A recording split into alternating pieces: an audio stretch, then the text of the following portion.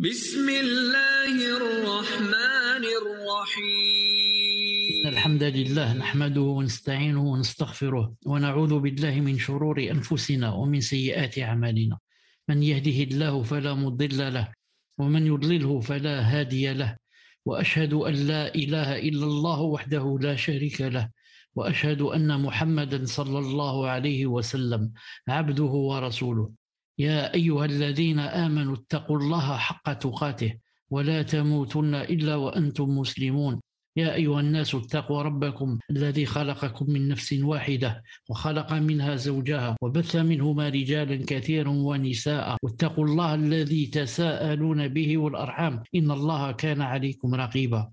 يا أيها الذين آمنوا اتقوا الله وقولوا قولا سديدا يصلح لكم أعمالكم ويغفر لكم ذنوبكم، ومن يطع الله ورسوله فقد فاز فوزا عظيما. ألا إن أصدق الكلام كلام الله، وخير الهدي هدي محمد صلى الله عليه وسلم، وشر الأمور محدثاتها وكل محدثة بدعة وكل بدعة ضلالة وكل ضلالة في النار. حياكم الله. تفضل سامر. Vendredi 4 Ramadan 1442 de l'Hégire, correspondant au vendredi 16 avril 2021. بإذن الله.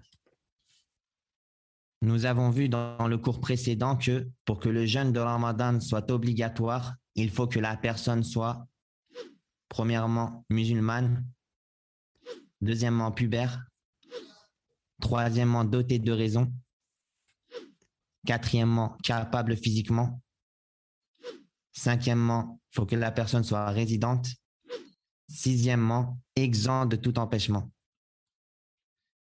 Ensuite, nous avons étudié la quatrième, cinquième et sixième condition. La quatrième condition, être capable physiquement. Et on a dit que l'incapable de jeûner, il ne lui est pas obligatoire de jeûner au temps de l'obligation et il lui est obligatoire de rattraper. Et on a vu que l'incapacité est de deux sortes. Premièrement, une incapacité occasionnelle dont on espère la guérison, comme le malade qui attend la guérison, il lui incombe de rattraper une fois guéri. Deuxièmement, et une incapacité permanente dont on n'espère pas la guérison, comme le malade dont on n'espère pas qu'il soit guéri. Il est obligatoire, en substitut du jeûne, de nourrir pour chaque jour un pauvre 1,5 kg de riz ou lentilles ou autre. Et on a vu aussi que la femme enceinte et l'allaitante, si elles craignent pour leur enfant ou pour elles-mêmes, elles donnent en nourriture et ne rattrapent pas. La cinquième condition, la résidence. Il n'est pas obligatoire de jeûner durant Ramadan pour le voyageur et il lui incombe de rattraper.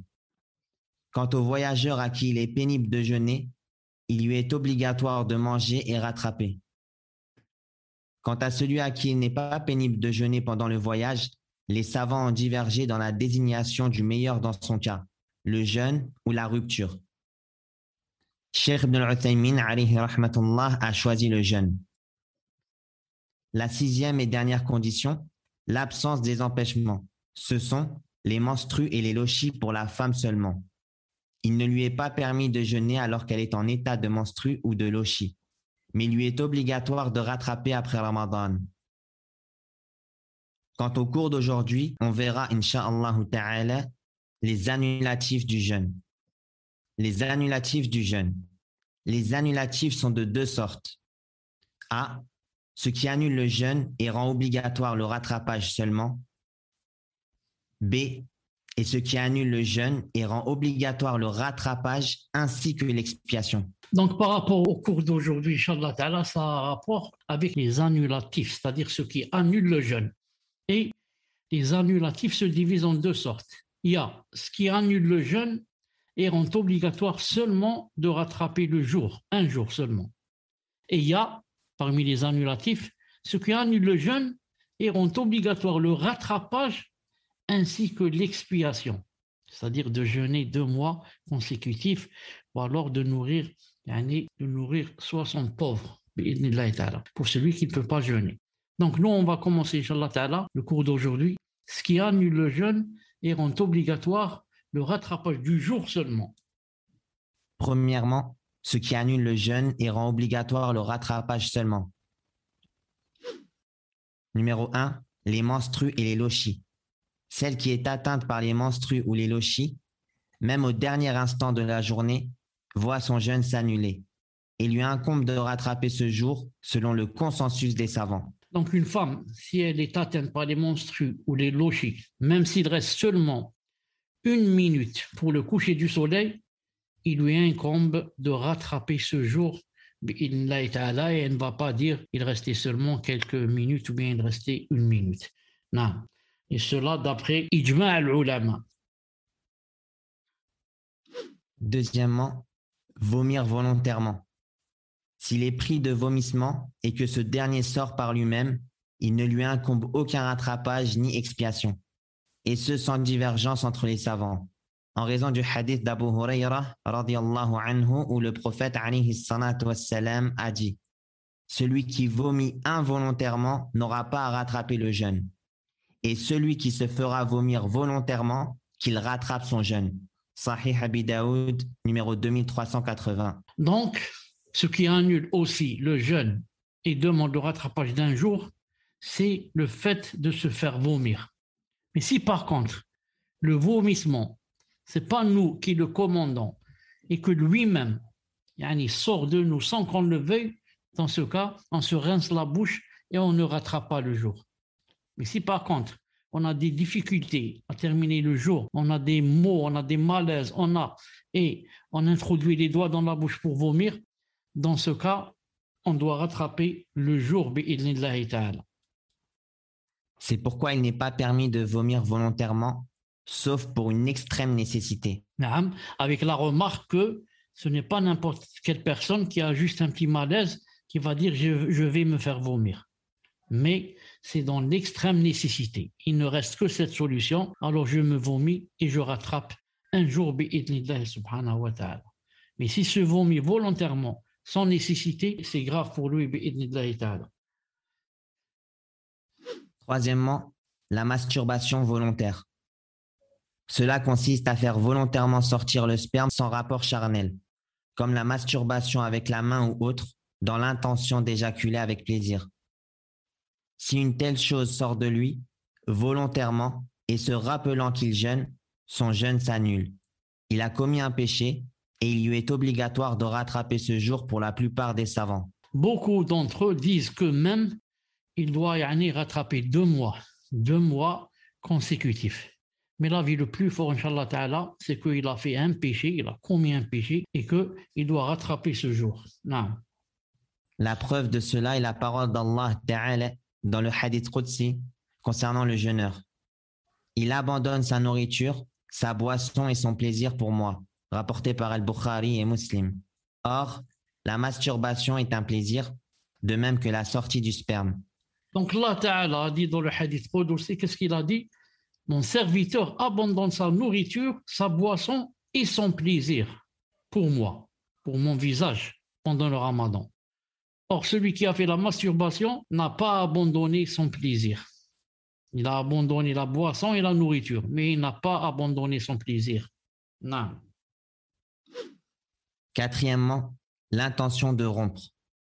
S'il a l'intention, alors qu'il est en état de jeûne, d'annuler son jeûne et qu'il est résolu à manger, catégorique, volontaire, et qu'il se rappelle qu'il jeûne, son jeûne s'annule, même s'il ne mange et ne boit pas. Compte tenu du hadith, la personne n'obtient que ce qu'elle a eu comme intention. De surcroît, entreprendre le jeûne ne requiert pas d'action hormis l'intention de jeûner. Alors, il en est de même pour sortir du jeûne. Cela ne requiert pas d'action hormis l'intention d'arrêter le jeûne. Parmi les choses aussi qui annulent le jeûne et demandent de rattraper le jour, c'est l'intention de rompre le jeûne volontairement. Volontairement, alors qu'il sait qu'on est pendant le mois de Ramadan. Donc, le fait qu'il mette dans la niya d'annuler ou de rompre le jeûne, même s'il ne mange pas et ne boit pas, il a annulé son jeûne. Pourquoi? Car entreprendre le jeûne ne demande pas d'action, sauf l'intention de jeûner. Pour entrer dans le jeûne, je mets seulement dans mon cœur que j'ai l'intention de jeûner. Alors il en est de même pour quitter le jeûne, pour le rompre.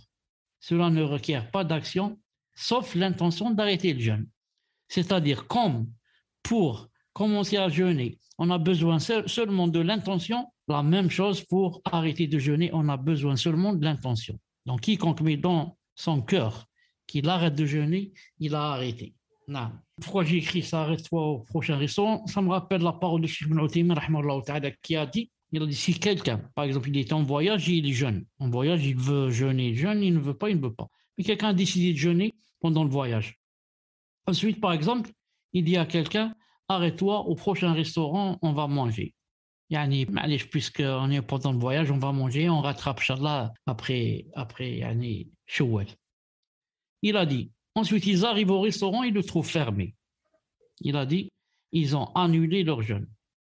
Ou du moins celui qui a dit, arrête, on va manger. Il a annulé son jeûne et il doit rattraper un autre jour. Donc il est libre maintenant qu'il mange ou qu'il ne mange pas. L'essentiel, il rattrape ce jour. Donc c'est mieux pour lui d'aller manger puisqu'il est en voyage et qu'il a annulé son jeûne. Non. Cinquièmement, l'apostasie envers l'islam durant le jeûne. Quiconque apostasie de l'islam par une parole, comme insulter la religion, un acte, comme jeter le mushaf, une croyance, comme le fait de croire qu'Allah est injuste, un doute, ou commet l'un des annulatifs de l'islam, une telle personne voit son jeûne s'annuler. Voire ce sont toutes ces bonnes œuvres qui s'annulent, en raison de la parole d'Allah Azza wa Jal.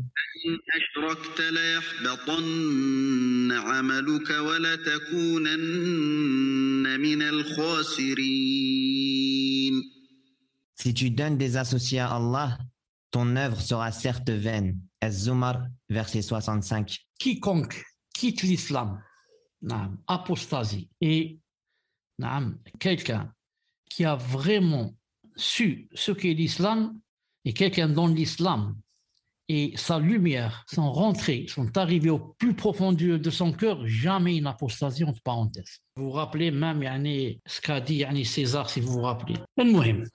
Quiconque apostasie de l'islam, comment on fait pour apostasier? Différentes sortes, par une parole, comme insulter par exemple la religion, ou insulter le prophète, ou insulter Allah. Allah Ta'ala nous préserve. Par un acte, comme jeter le mushaf par terre. Je sais que c'est un mushaf et je le jette par terre. Non. Par une croyance. Par exemple, mettre dans son cœur et se dire que Allah Ta'ala est injuste. Allah Ta'ala fait de l'injustice. Ou alors un doute.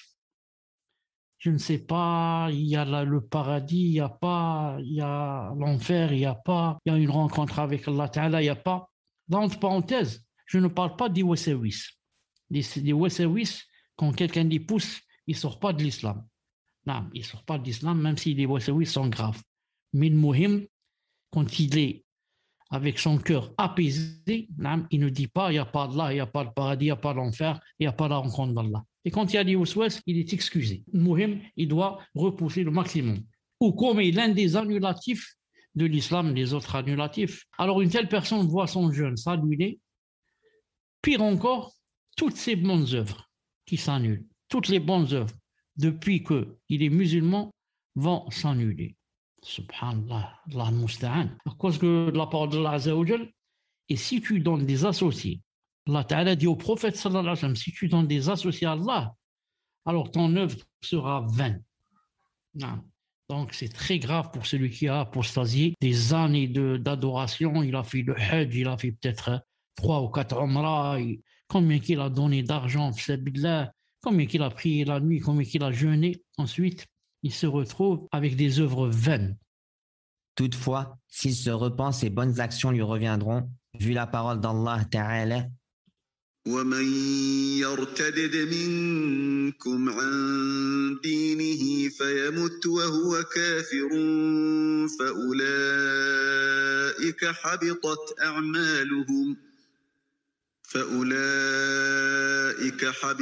أعمالهم في الدنيا والآخرة وأولئك أصحاب النار هم فيها خالدون.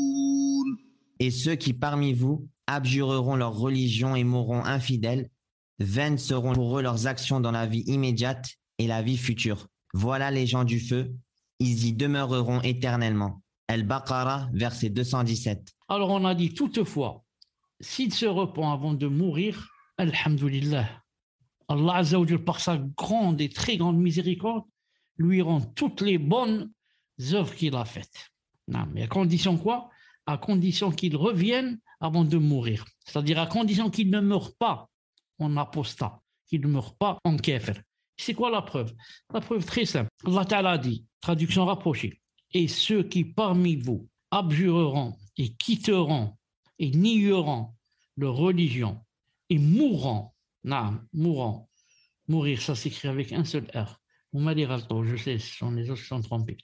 Et mourant infidèles, vaines seront pour eux leurs actions dans la vie immédiate et dans la vie future. Ça veut dire, ceux qui abjureront leur religion et ne mourront pas infidèles, mais recouvreront encore une fois l'islam et mourront musulmans. Alors, ne seront pas vaines pour eux leurs actions dans cette vie et dans la vie future. Donc c'est pour ça que Allah Ta'ala a dit فَيَمُتْ وَهُوَ كَافِرٌ. Il a dit فَيَمُتْ وَهُوَ كَافِرٌ. يَرْتَدِدْ. Il apostasie, ensuite il meurt en tant que kafir. Mais s'il revient à l'islam et meurt en tant que musulman, bien sûr ceux-là, leurs actions ne seront pas vaines, Inch'Allah Ta'ala. Sixièmement aussi, parmi les choses qui annulent le jeûne et demandent de rattraper le jour, les injections nourrissantes qui dispensent de manger et de boire, car elles ont le statut de la nourriture et de la boisson. C'est la parole du Cheikh Ibn al-Uthaymin dans Majalis Shahri Ramadan, page 70, et c'est aussi la parole de Cheikh Salih al-Fawzan. Donc d'après Cheikh Ibn al-Uthaymin, on va voir qu'il est revenu sur cette parole, et toujours d'après le Cheikh Cheikh Salih al-Fawzan, que les injections qui servent de nourriture et qui dispensent la personne de manger et de boire annulent le jeûne et on rattrape. Puis, Cheikh Ibn al-Uthaymin, alayhi rahmatullah, a contredit cela, comme dans Al-Sharh al-Mumti', tome 6, page 381, où il dit. C'est-à-dire que Cheikh Ibn al-Uthaymin, à la fin, il s'est désisté de ce qu'il a dit. Il est revenu sur sa parole. Mais Cheikh Fawzan n'est pas revenu, que comme quoi les injections nourrissantes annulent. Mais Ibn al-Uthaymin, rahimahullah ta'ala, est revenu sur sa parole dans Sharh al-Mumti'. Il a expliqué pourquoi. Il a dit. On peut dire que la raison pour laquelle manger et boire font rompre le jeûne n'est pas seulement le fait de nourrir. Plutôt, la raison peut être constituée à la fois du fait de nourrir et aussi du plaisir de manger et boire. Cela peut être prouvé par le fait que le malade, quand il est nourri via les injections durant des jours, éprouve toujours l'envie pressante de nourriture. Si cela est tel qu'on l'a dit, les injections ne rompent pas le jeûne, même si elles sont nourrissantes. Et Allah est plus savant. Cheikh Ibn Uthaymin rahimahullah ta'ala veut dire que, quand j'ai émis la première fatwa où j'ai dit que les injections nourrissantes, annuler le jeûne, c'est parce que pour moi, la cause de cela, l'idla, c'est qu'elles nourrissent. C'est comme si la personne donc mangeait et buvait. Donc pour cette raison, j'avais dit que les injections nourrissantes annulaient. Ensuite, il a dit, c'est-à-dire j'ai bien médité sur ce problème et j'ai trouvé que, en fait, la cause qui annule, ce n'est pas seulement le fait que ces injections dispensent du manger et de boire. Il a dit, la preuve, c'est que le malade, quand il est nourri via les injections durant des jours, il a toujours l'envie pressante de nourriture. Ça veut dire que donc la cause, ce n'est pas seulement la nourriture, manger et boire, mais la cause est constituée à la fois du fait de nourrir et aussi du plaisir de manger et de boire. Or, celui qui prend des injections, il est nourri, mais il n'a pas le plaisir de manger et boire. C'est pour ça qu'il éprouve toujours l'envie pressante de nourriture après être sorti, par exemple, de l'hôpital. Il a dit, dans ce cas, alors les injections ne rompent pas le jeûne, même si elles sont nourrissantes. Et Allah est plus savant. Vous avez compris? Il a dit, pour que les injections nourrissantes annulent, il faudrait qu'elles se composent du but de dispenser la personne du manger et du boire, et en même temps de ne pas lui donner envie à manger et boire. Or, il a dit, ceci ne se trouve pas dans les injections. Ça dispense du manger et de boire, mais ça laisse toujours l'envie de vouloir manger et boire. Donc il a dit c'est pour ça que ça n'annule pas. Quant aux injections qui ne compensent pas la nourriture et la boisson, mais qui sont destinées au traitement, comme la pénicilline, l'insuline ou pour la stimulation du corps, ou les injections de vaccins, elles n'affectent pas le jeûne, qu'elles soient intramusculaires ou intraveineuses. Fatawa Mohammed bin Ibrahim, tome 4, page 189. Néanmoins, le plus précautionneux est que ces injections se fassent la nuit. Donc, quant aux autres injections, qui ne compensent pas la nourriture et la boisson, comme la pénicilline, l'insuline, ou pour la stimulation du corps, ou les injections de vaccins, qu'elles soient intramusculaires ou intraveineuses, elles n'affectent pas le jeûne. Mais le mieux, ou l'ahwat, c'est de les faire la nuit si c'est possible. Mais si on ne les fait pas la nuit et on est dans l'obligation de les mettre pendant la journée, il n'y a pas de problème, Inch'Allah Ta'ala. Pourquoi? Parce que celle qui dispense, celle qu'on a vue dans la diapo avant, celle qui dispense du manger et du boire, et Cheikh Ibn Uthaymin a dit, ça n'annule pas. Qu'en est-il des injections qui ne compensent pas la nourriture et la boisson? Non. Quant à la dialyse qui requiert l'évacuation du sang pour le nettoyer, puis le faire revenir une autre fois, avec des substances chimiques et nourrissantes comme les sucres, les sels et autres, ajoutés au sang, cela est considéré comme rompant le jeûne. Voir Fatawa al-Lajnati ad-Da'ima, tome 10, page 19. Donc, la dialyse, Allah subhanahu wa ta'ala nous protège, qui requiert de mettre en même temps, dans la dialyse, de mélanger avec des substances chimiques et nourrissantes, comme les sucres, les sels et autres, tout cela ajouté au sang, cela est considéré comme annulatif. Et la personne, qu'est-ce qu'elle fait? Après, si elle est obligée de faire la dialyse pendant la journée, après elle rattrape, Inch'Allah Ta'ala. Sauf si elle ne peut pas rattraper, bien sûr, elle ne guérit pas, donc elle nourrit pour chaque jour un pauvre. Il lui incombe de rattraper, sauf si sa maladie est incurable. Il doit alors nourrir un pauvre pour chaque jour. Contrairement au cas où cette dialyse est exempte de ces substances et dont le but est de simplement nettoyer et purifier le sang. Le jeûne ne se rompt pas dans un tel cas, indiqué par le Cheikh Ibn Uthaymin, qu'Allah lui fasse miséricorde. Donc vous avez remarqué que la dialyse se divise en deux. Il y a deux sortes. Il y a celle avec laquelle on mélange des substances chimiques et nourrissantes, comme les sucres, les sels et autre chose. Celle-là, ça annule et on rattrape le jour si on peut plus tard. Si on ne peut pas, on nourrit un pauvre pour chaque jour. Et la deuxième sorte, c'est celle à laquelle on n'ajoute rien. Elle est exempte de ces substances et son but, c'est seulement de nettoyer et purifier le sang. C'est-à-dire le même sang, il sort de nous, il passe par des appareils, il se purifie, il revient vers nous sans qu'on lui ajoute rien. Celle-ci, cette sorte de dialyse ne rompt pas le jeûne bi'idhnillahi ta'ala d'après l'avis de Cheikh Ibn Uthaymin. أيها الذين آمنوا كتب عليكم الصيام كما كتب على الذين من